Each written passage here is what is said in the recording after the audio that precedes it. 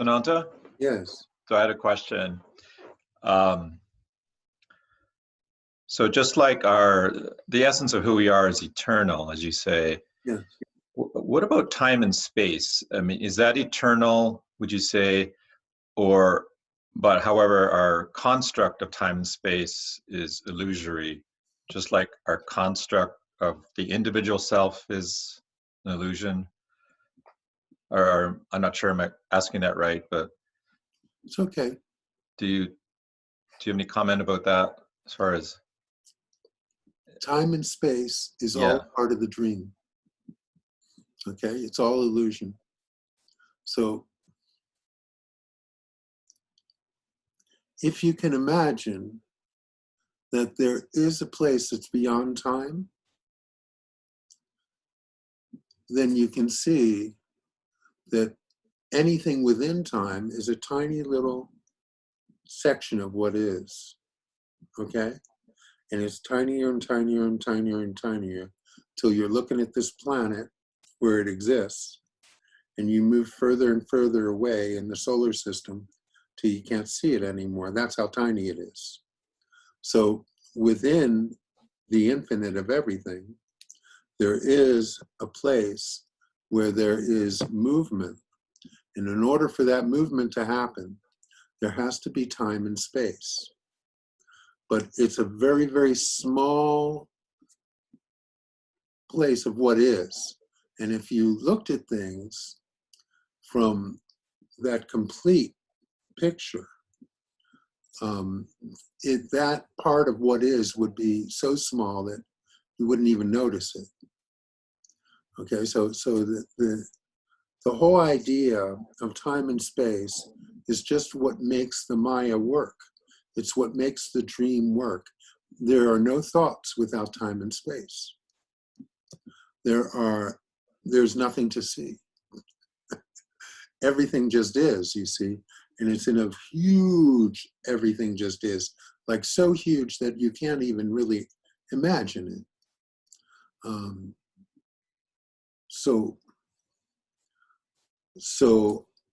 all of now, Nisargadatta often says, he says, time is a creation of the mind, you see. So you have this notion of yourself based upon your history.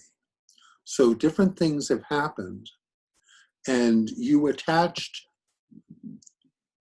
something to them. You were attached to them. You've identified with them. You've brought those memories along.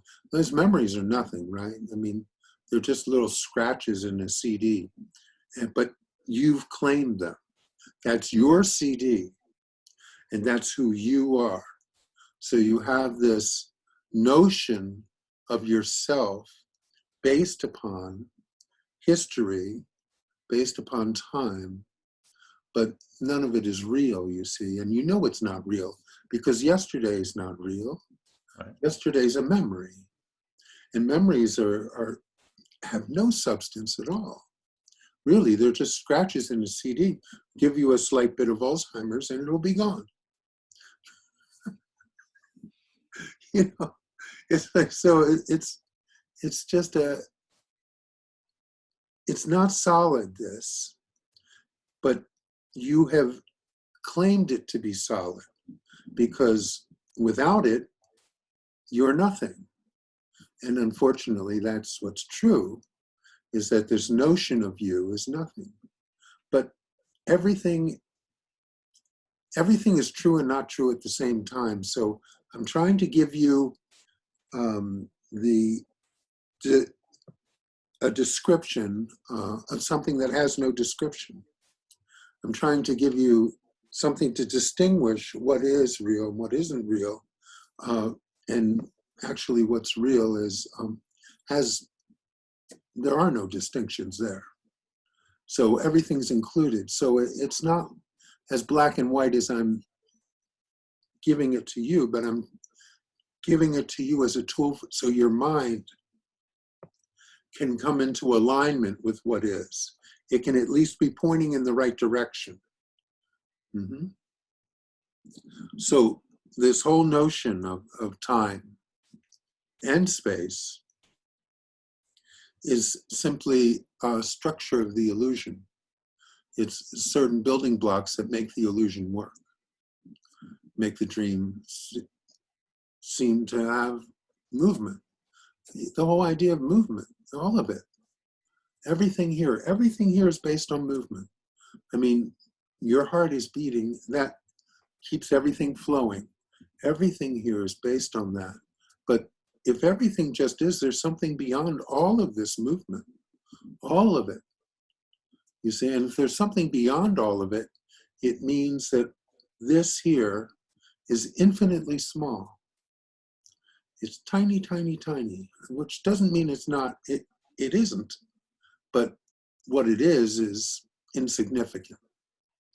So in order to get your mind at least in alignment with this, I'm giving you these distinctions for that which has no distinction. Because, you know, that's why I always say it can't be understood, because it's beyond anything understood is within that world of distinction. So you can't understand that which is beyond it. Well, there's that which is beyond all time and space, all distinctions. But you can at least be pointing in the right direction. And then it'll hit you over the head in time. Right. Well, I think I grasped the concept of time being a construct of the mind. But space, if all we are is space, then wouldn't space be,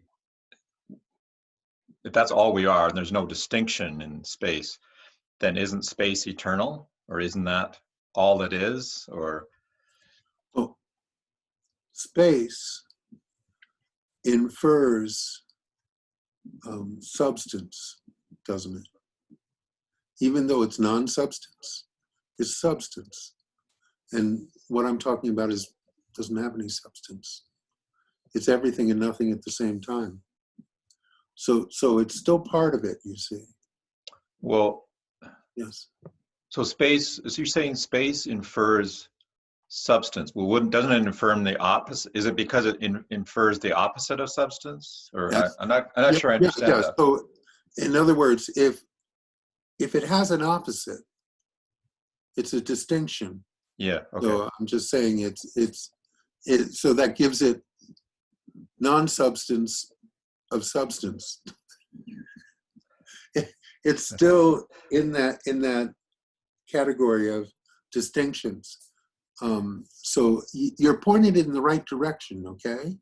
It's all right, but you know, but what I'm talking about is beyond anything that your mind's going to be able to get. So if you can look at space, just the vastness of what is, and if that takes you there to that sense of just being, great, you know, fine. You can use whatever mechanism. I mean, Nisargadatta used I am, which is not it. It definitely involves a thought, okay? But it worked, you see, it worked. So if that sense of space as vastness of everything works for you, if that brings you to that awareness of presence, fine, fine. Use whatever works. Right now, you're still working with concepts and ideas that are pointing in the right direction. So it's different for everybody, you see. So it's taken me a long time to really get what Nisargadatta was saying about I am, because that wasn't what I used in my, I didn't use anything in mine. It was just that sense of being. And I'm saying that sense of being, but it wasn't even that. All it was kind of like a switch where all all of the things were no longer major. They weren't here. They were just going on. So it became more of a TV show than my show. And so my show and all shows were over. And so there was just that sense, like I said to my friend, I said, when she said, this was shortly after the Enlightenment, she said, well, what you're talking about sounds a lot like enlightenment.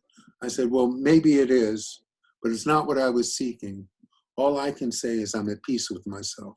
So there was just that overwhelming sense of peace with everything. With everything. Even to say I'm at peace with myself wasn't correct. There was just peace. There was just that sense of peace, the same experience that I would have in meditation, but it was no longer an experience. It was just what is, and it was just what was in the forefront now, always. And everything else never entered the forefront anymore. It was always secondary. Yeah, cool. So you would say that sense of peace, or that sense of being, is absent of any concepts. It is. In fact, it is. Every time you try and explain it, you can only draw on concepts to explain it. Even, and I didn't bother trying to explain it to myself at the time. You see, it was just what it was. And I was kind of at a loss with all of it. I didn't know what was, I knew something had happened. You see, I did know that initially. And then after that, I didn't try and figure it out. Then these poems came, I wrote a book of poems and that I read now and then. That kind of describe aspects of it, and the aspects where I was lost, you see, and what that was. So that all that's happened here is you've become distracted into thought and feeling in the body. You just and you've made some sort of attachment, some sort of connection with thought, with feeling, that keeps you embroiled in it as the main thing. You see, now it doesn't really matter because it's not the main thing, and it doesn't really matter except for the suffering that's involved with personal identification. And so for myself as a seeker, that was the draw, was the suffering was such. And I could see in my gurus that they were not suffering in that way. And that looked really good to me. I wanted some of that. Of course. So that was the draw. But in fact, one of my final understandings, I was reading something, I have no idea what it was now, but I know it was Ramana. And I had a book of his by the toilet. And I pick it up when I went to the bathroom. And I read this one thing, and I got that it made absolutely no difference whether I got enlightened or not. It made zero difference at all. None. Because, you are who you are. Whether you realize it or not is irrelevant.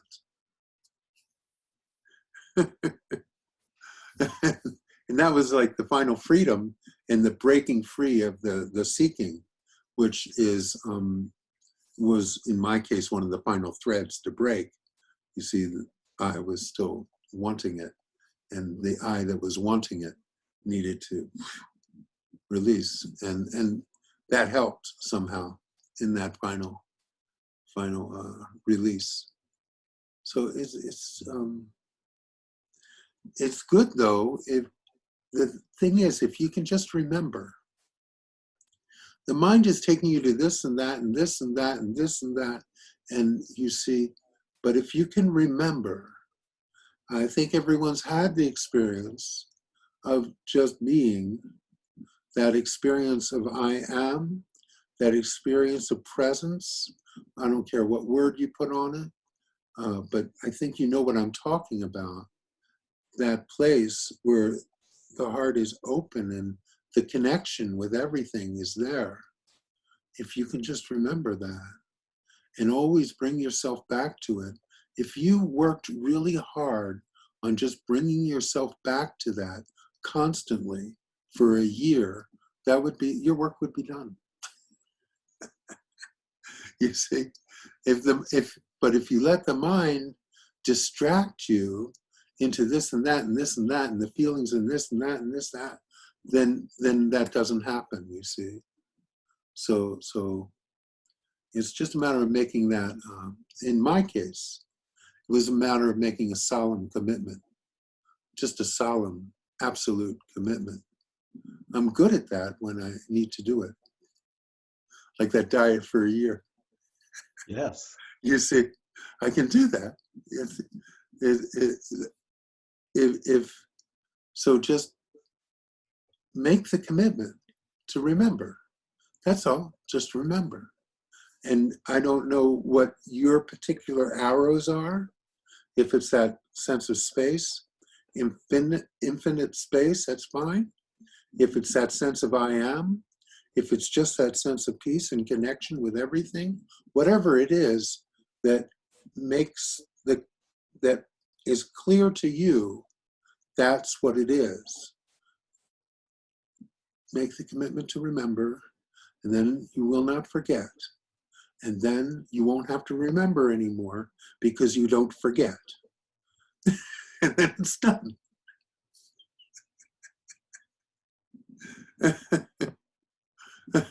This is how to do what cannot be done. Yeah.